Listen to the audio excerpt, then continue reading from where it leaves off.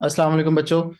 हमारा जो पेपर आज डिस्कशन में है वो P4 है। That has been newly added to this syllabus. पहले P4 हमारे सिलेबस में नहीं होता था। This is the first time in 2023 this paper will be tested. The name of this paper is, as you can see on the screen, the name of this paper is P4 Business Strategy। ये ये इस paper का नाम है। इसका नाम चूंकि हमने पढ़ लिया तो कुछ और चीजें भी इसके हवाले से पर्टिकुलरली डिस्कस कर लें। एक तो बात यह है कि अगर कोई बच्चा ये समझता है कि P4 सिर्फ और सिर्फ स्ट्रेटेजिक मैनेजमेंट के, जो स्ट्रेटेजिक इम्प्लीमेंटेशन के या स्ट्रेटेजिक चॉइस के जो चैप्टर हैं उनसे टेस्ट होगा, तो ऐसा कुछ नहीं है। P4 will be tested from the syllabus. जहां जहां हमसे स्ट्रेटेजी टेस्ट हो सकती है, फॉर एग्जाम्पल फाइनेंशियल स्ट्रेटेजी अगर टेस्ट हो सकती है तो P4 वहां से भी हमसे पूछा जा सकता है। अगर मार्केटिंग स्ट्रेटेजी है कहीं पे तो P4 का क्वेश्चन वहां से भी पूछा जा सकता है। ऑपरेशन स्ट्रेटेजी है कहीं पे तो P4 का क्वेश्चन वहां से भी पूछा जा सकता है। तो P4 can be tested from any part of the syllabus. तो इसलिए पहली बात तो ये जहन में रखें कि पूरे सिलेबस से ये वाला पेपर जो है हमसे टेस्ट होने वाला है। किसी एक स्पेसिफिक टॉपिक से नहीं टेस्ट होने वाला कि हम कहते हैं कि स्ट्रेटेजिक मैनेजमेंट में से टेस्ट होगा तो स्ट्रेटेजिक मैनेजमेंट के सवाल याद करके चले जाएं, एंसॉफ मैट्रिक्स और बोस्टन मैट्रिक्स और फोर्स फील्ड एनालिसिस याद करके चले जाएं तो P4 टेस्ट होगा। ऐसी बात नहीं है। अभी जब हम इसका स्पेसिफिक पेपर देखेंगे भी तो यू विल रियलाइज कि P4 हमसे किस तरह से टेस्ट होता है। पहली बात बच्चों, P4 जो है वो 40 मार्क्स का पेपर है। इसमें हमसे 2 क्वेश्चंस पूछे जाएंगे। 20 मार्क्स का हर एक क्वेश्चन होगा।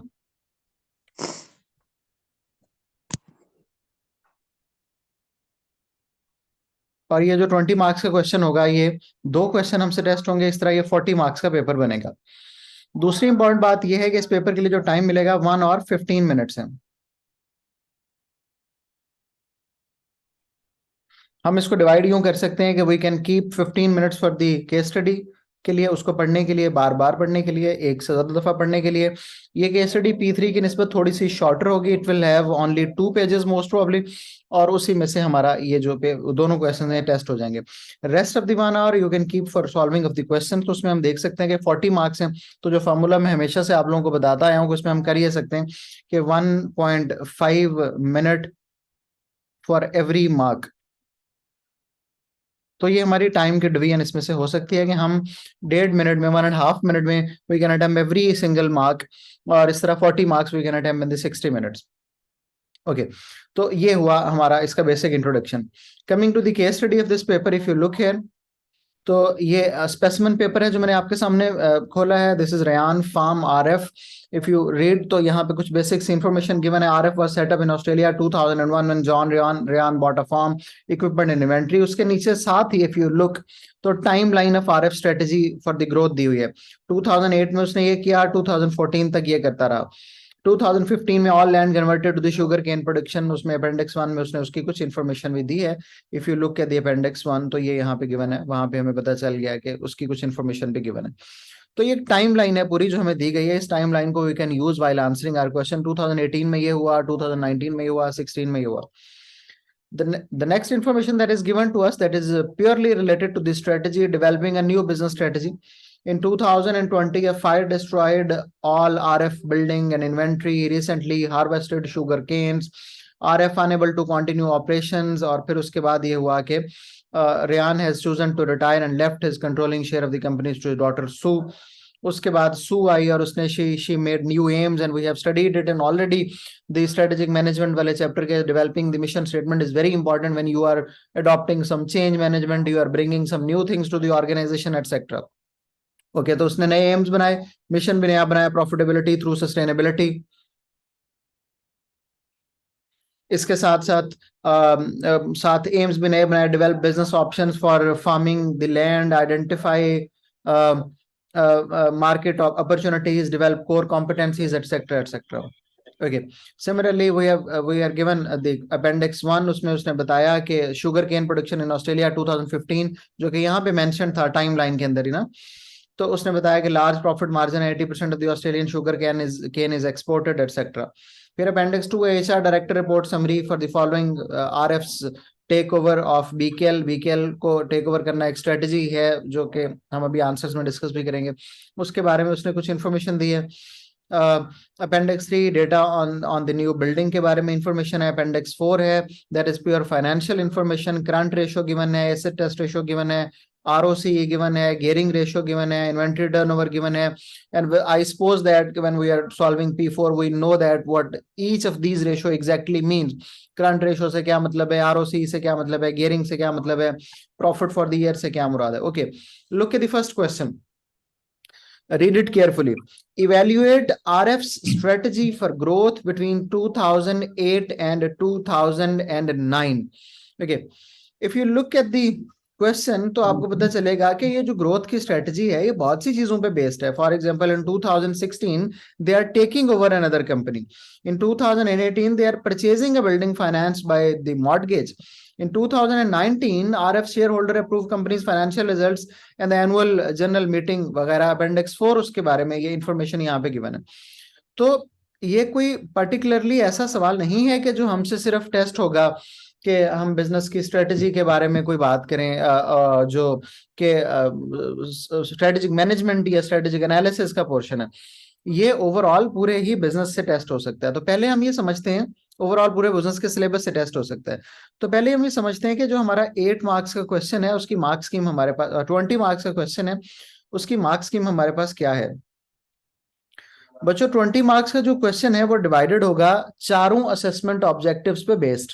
हमें पता है हमारे सिलेबस में 4 असेसमेंट ऑब्जेक्टिव हैं. Assessment objective 1 that is based on knowledge and understanding. तो इस सवाल में भी, इस 20 नंबर के सवाल को भी अटेम्प्ट करते हुए हमें नॉलेज एंड अंडरस्टैंडिंग को यूज करना है. इस नॉलेज और अंडरस्टैंडिंग से क्या मुराद है अभी इस पे बात करते हैं. असेसमेंट ऑब्जेक्टिव 2, इसमें हमने एप्लीकेशन को यूज करना है. असेसमेंट ऑब्जेक्टिव 3, इसमें हमने एनालिसिस को यूज करना है. And the final assessment objective 4 जो कि इवैल्यूएशन है. अब अगली बात यह है कि हर ये जो पर्टिकुलर हमारा असेसमेंट ऑब्जेक्टिव है इसके मार्क्स कितने हैं. असेसमेंट ऑब्जेक्टिव 1 नॉलेज के 3 मार्क्स हैं. असेसमेंट ऑब्जेक्टिव 2 एप्लीकेशन के 2 मार्क्स हैं. और ये बात बच्चों बिकॉज आप लोग A2 में अपियर होने जा रहे हैं, सारे याद रखें कि एप्लीकेशन के पेपर 1, 2, 3, 4 हर सवाल में 2 मार्क्स हैं. यानी कि जिस सवाल में भी असेसमेंट ऑब्जेक्टिव 2 टेस्ट हुआ है, 3 मार्क्स का क्वेश्चन है, 5 मार्क्स का क्वेश्चन है, 8 मार्क्स का क्वेश्चन है या 12 मार्क्स का क्वेश्चन है, हर सवाल में याद रखना है कि एप्लीकेशन के 2 मार्क्स हैं. यहां पे एनालिसिस अलबत्ता 8 मार्क्स का है और इवेल्युएशन जो है वो 7 मार्क्स की है. तो in this way it totals in 20. ठीक है, 3 मार्क्स का नॉलेज, 2 मार्क्स की एप्लीकेशन, 3 मार्क्स का 8 मार्क्स का एनालिसिस और 7 मार्क्स की इवेल्युएशन. ये चेंज हो गया थोड़ा सा. पिछले सालों में जब हम 20 मार्क्स के क्वेश्चन किया करते थे दिस वाज एंटायरली डिफरेंट. वहां पे 10 नंबर की इवेल्युएशन हुआ करती थी. That has been reduced to 7. थोड़ा सा हमारे लिए आसान भी हो गया क्योंकि 6 मार्क्स की इवेल्युएशन हम जनरली A1 से प्रैक्टिस करते चले आ रहे हैं. हमें पता है 12 नंबर के सवाल में 6 नंबर की इवेल्युएशन होती है. तो we have been already practicing that. तो थोड़ा सा हमारे लिए आसान है कि 7 मार्क्स की इवेल्युएशन करनी इतनी मुश्किल नहीं होगी. हाउएवर एनालिसिस 8 मार्क्स का है जो कि काफी ज्यादा है. जबकि हमने जितने भी 12 नंबर के सवाल किए आज तक उसमें हमने सिर्फ 2 मार्क्स का एनालिसिस लिखना सीखा है. 8 नंबर के सवाल में हमने 4 नंबर का एनालिसिस लिखना सीखा है. जबकि यहाँ पे हमारे पास जो है वो 8 नंबर का एनालिसिस है. Coming back to the question, evaluate RF strategy. Question ही इवैल्यूएट से शुरू हुआ है कि जो वो स्ट्रेटजी उसने बनाई है, जो स्ट्रेटजी उसने यूज की है, जिस स्ट्रेटजी को वो इम्प्लीमेंट कर रहा है या कर रही है सू जो उसकी डॉटर है, उसको हम कैसे इवैल्यूएट करेंगे. सबसे पहले हमें ये समझना है कि जो नॉलेज के मार्क्स हैं हमने कैसे स्कोर करने हैं. जाहिर है नॉलेज के मार्क्स में हम क्या कर सकते हैं, हम स्ट्रेटजी को डिफाइन कर सकते हैं. इसके अलावा वो ग्रोथ को हम डिफाइन कर सकते हैं. वो तमाम रेलेवेंट टर्म्स जो हम अपने आंसर के अंदर यूज कर सकते हैं जो जाहिर है कहीं ना कहीं स्ट्रेटजी में भी ऊपर यूज हुई होंगी. If you look at the mark scheme of this question, you will identify examiner is clearly mentioning कि use any relevant terms, any concepts जो कि इस क्वेश्चन से रिलेटेड हैं या केस स्टडी के अंदर यूज हुए हैं. मिसाल के तौर पे if you look at the timeline, तो several purchases of land increase the capacity. तो capacity एक concept है जिसको हम use कर सकते हैं knowledge में, और capacity से related different concept है उनको हम use कर सकते हैं.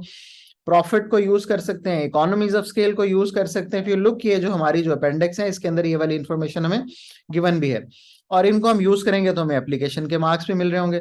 तो सबसे पहले बच्चों जैसा कि मैंने सिखाया कि वो तमाम रेलिवेंट टर्म्स हमें याद करनी है, जो कि हम अपने नॉलेज के तौर पे यूज करनी है। वो बिजनेस के टेक्निकल टर्म्स हैं, रेलेवेंट नॉलेज हैं, कॉन्सेप्ट्स हैं, थीरीज हैं, फार्मूलाज हैं, जो हम अपने आंसर के अंदर यूज करने। इसी तरह जब आप पेपर में सवाल करने बैठे तो अपने अपने पास एक सर्कल दिमाग में बना लें कि मैं कौन कौन सी रेलिवेंट टर्म्स यूज कर रहा हूँ।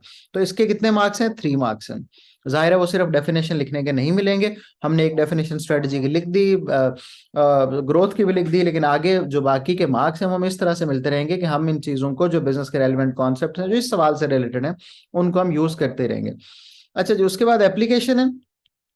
एप्लीकेशन महज एक या दो दफा केस स्टडी से रिलेट करने का नाम नहीं है, बल्कि इस 20 मार्क्स के क्वेश्चन में हम कोशिश करेंगे कि हम अपने हर एनालिसिस के अंदर एप्लीकेशन करें, हम अपनी हर इवेल्युएशन के अंदर एनालिसिस एप्लीकेशन करें, हम जहां जितना भी डेटा प्रोड्यूस कर रहे हूं। जैसे कि मैं हमेशा आपको समझाता हूं कि you need to take a oath कि whatever I will say out of the case study. I will not go out of the case study. Whatever analysis you do, whatever develop analysis you do, it is called contextual analysis. याद रखें, it is called contextual analysis. तो आपको case study से ही analysis करना, उससे बाहर जाके कोई एनालिसिस नहीं करना।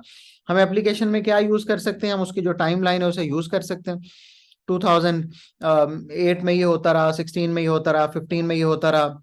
ठीक है, हम ये देख सकते हैं कि उसने किन चीजों पे फोकस किया। मिसाल के तौर पे उसने शुगर कैन प्रोडक्शन पे फोकस किया, फिर उस शुगर कैन प्रोडक्शन से उसको कितना प्रॉफिट जनरेट हुआ, ये भी हमारी एप्लीकेशन होगी। उससे क्या फ्यूचर की उसकी एक्सपेक्टेशन है, जो कि गिवन है अपेंडिक्स 1 में, वो भी हमारी एप्लीकेशन होगी। इसके अलावा यहाँ पे एंटरप्राइज रिसोर्स प्लानिंग का सॉफ्टवेयर उसने, सू जो उसकी बेटी है, शी हैज यूज दैट, तो वो उसको भी हम यूज करेंगे। That will give us the application marks. यहाँ पे भी हमने देखा था एक अपेंडिक्स के अंदर के टेक ओवर किया जा रहा था एक और फॉर्म को, जिसका नाम मोस्ट प्रोबेबली था BKL। तो BKL को भी यूज करना जो है वो एप्लीकेशन है।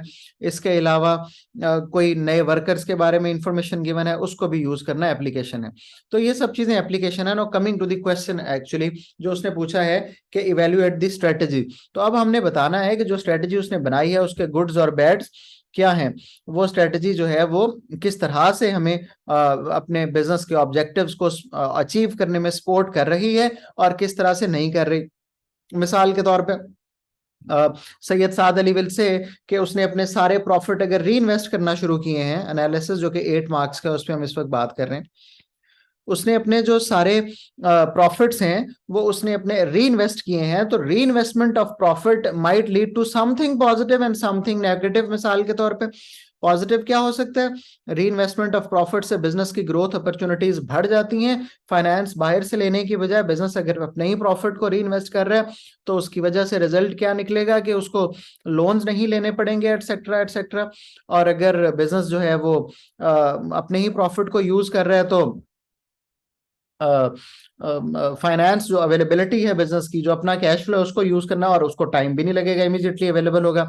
लेकिन साथ ही साथ उसके नेगेटिवली हम ये भी लिखेंगे कि री इन्वेस्टमेंट ऑफ प्रॉफिट का रिजल्ट ये निकलेगा कि उसकी वजह से, री इन्वेस्टमेंट ऑफ प्रॉफिट की वजह से बिजनेस को कैश फ्लो प्रॉब्लम्स हो सकती हैं, क्योंकि वो अगर उसने रखा था तो किसी इमरजेंसी नीड के लिए यूज भी किया जा सकता था। अगर वो उसको री इन्वेस्ट कर देगा तो इमरजेंसी नीड्स अपनी फुलफिल नहीं कर पाएगा। तो हमने पॉजिटिव और नेगेटिव दोनों दिए। इस तरह के 4 एनालिसिस आप कम से कम करेंगे। तो 4 analysis we will at least do. ठीक है, for every analysis we will score 2 marks. तो 4 multiplied by 2 will end up in 8 marks. मिसाल के तौर पे अगर हम एक्सटर्नल ग्रोथ की बात करें और सेलिंग ऑफ शेयर्स की बात करें, जो कि वो लॉस ऑफ कंट्रोल, जिसकी सेलिंग ऑफ शेयर की बात करें उसको लॉस ऑफ कंट्रोल को रिलेट कर देंगे, लेकिन सेलिंग ऑफ शेयर्स के कुछ पॉजिटिव एस्पेक्ट भी हम लिख देंगे, तो एक और एनालिसिस हमारे पास हो जाएगा। इसी तरह मॉर्टगेज को भी यूज कर सकते हैं हम। तो अगर आप ये गौर करें तो ये फाइनेंशियल स्ट्रेटजी है सारी की सारी, जो अभी थोड़ी देर पहले मैं आपको बताने की कोशिश कर रहा था कि ये खाली जो बिजनेस के स्ट्रेटेजिक मैनेजमेंट के चैप्टर हैं पर्टिकुलर उनमें से सवाल नहीं है, बल्कि ये पूरी जो किसी भी फाइनेंशियल स्ट्रेटजी, ऑपरेशन स्ट्रेटजी वगैरह वगैरह। जैसा कि यहाँ पे इन्वेंट्री का भी जिक्र है, तो इन्वेंट्री का ताल्लुक जो है वो ऑपरेशनल स्ट्रेटजी के साथ है, जिसको हम यूज कर सकते हैं। तो हम ये देखेंगे इन्वेंट्री टर्नओवर मिसाल के तौर पे हमें गिवन है यहाँ पे, if you can see inventory turnover 2015 में 0.8 थी, जो कि 0.6 हो गई है। टाइम्स गिवन है इन्वेंट्री 0.6। तो ये जो इस इन्वेंट्री टर्नओवर का रेट चेंज हो रहा है, इसको हम यूज करेंगे जो हमारी ऑपरेशनल स्ट्रेटजी के तौर पे, और इसको हम एड्रेस करेंगे। तो 4 एनालिसिस जैसा कि मैंने बताया कम से कम हम कर रहे होंगे। इन 4 एनालिसिस को यूज करते हुए 4 एनालिसिस हम यूज कर रहे होंगे और उसको उसके ऊपर हम अटेम्प्ट उसको कर रहे होंगे अपने आंसर को। अच्छा जी, कमिंग टू द इवैल्यूएशन।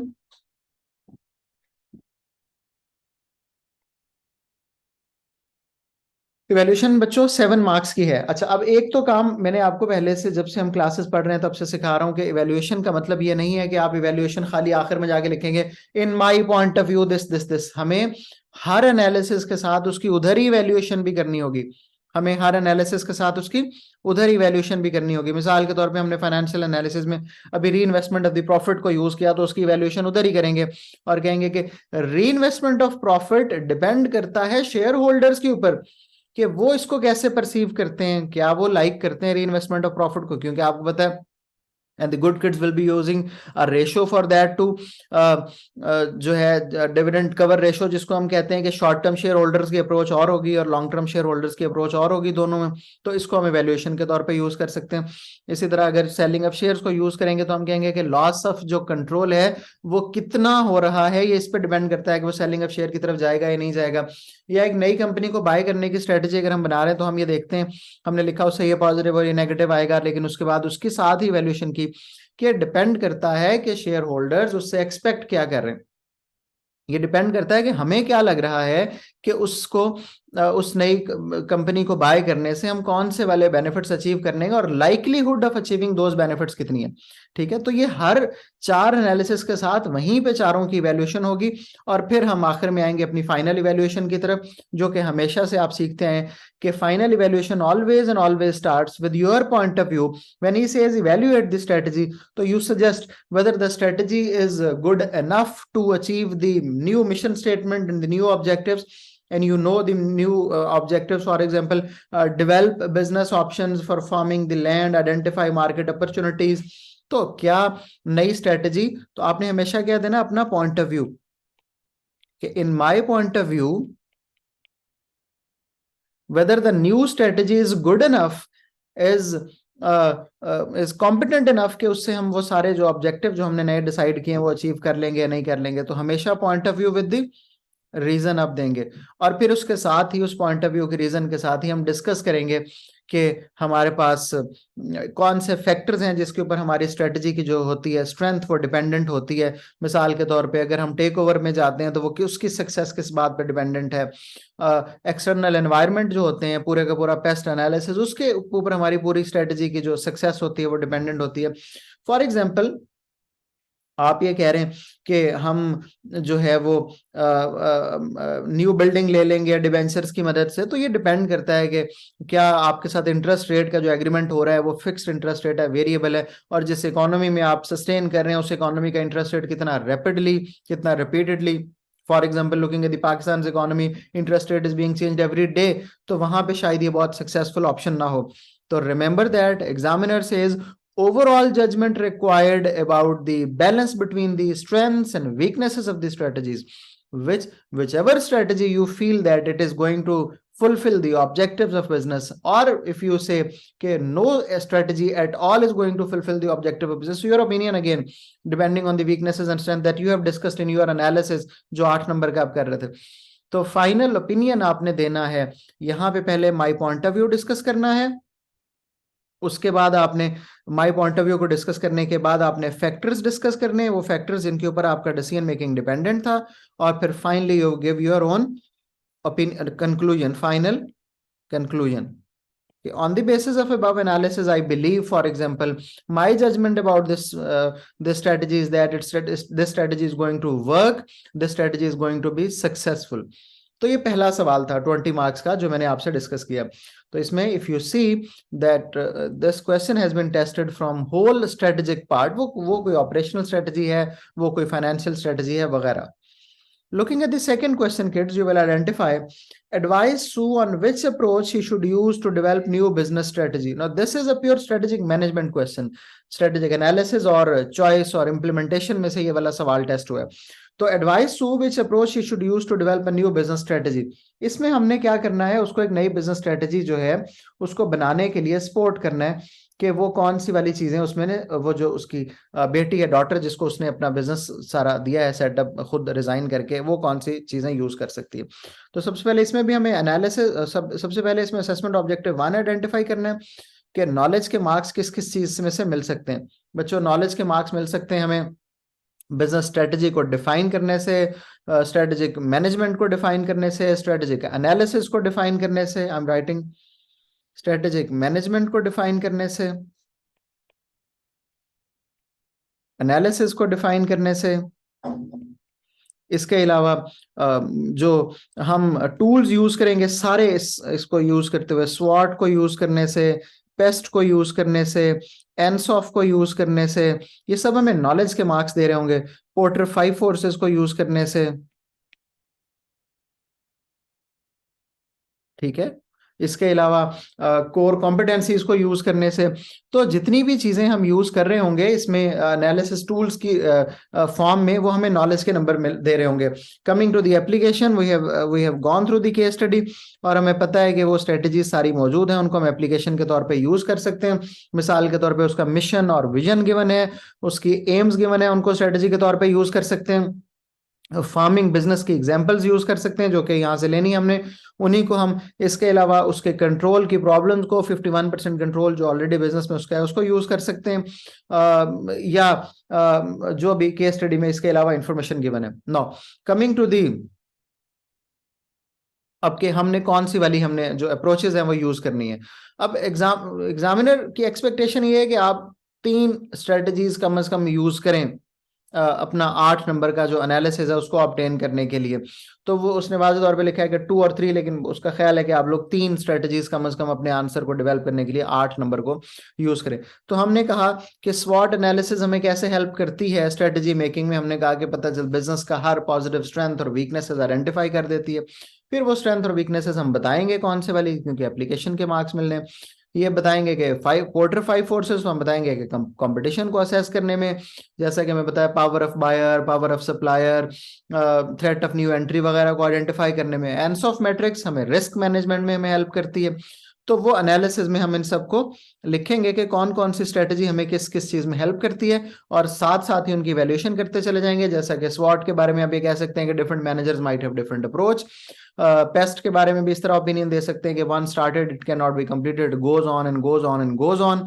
इसी तरह आप पोर्टर 5 फोर्सेस के बारे में भी इवैल्यूएशन दे सकते हैं। तो you will give evaluation with every strategy that you develop, that you use, every strategic tool that you use, you give its evaluation there लाजमी तौर पे। ओके, लेकिन अगेन फाइनल इवैल्यूएशन फिर हमने करनी है। तो फाइनल इवैल्यूएशन करते हुए हम कहेंगे कि मेरे ख्याल में ये जो अप्रोचेज हैं इनमें से सबसे इंपॉर्टेंट अप्रोच 1 या 2, जो आपको लगे, 1 भी कह सकते हैं, 2 भी कह सकते हैं, कि मेरे ख्याल में ये सबसे ज्यादा इंपॉर्टेंट अप्रोच है। लेकिन फिर कहेंगे कि जो स्ट्रेटजी मेकिंग होती है उसमें कोई भी अप्रोच जो है वो फाइनल नहीं कहलाई जा सकती, वो इररेलेवेंट हो सकती है due to the dynamics of the external environment, due to the changes, due to the competitors जो कि मार्केट में आ सकते हैं, due to the changes in government policies वगैरह।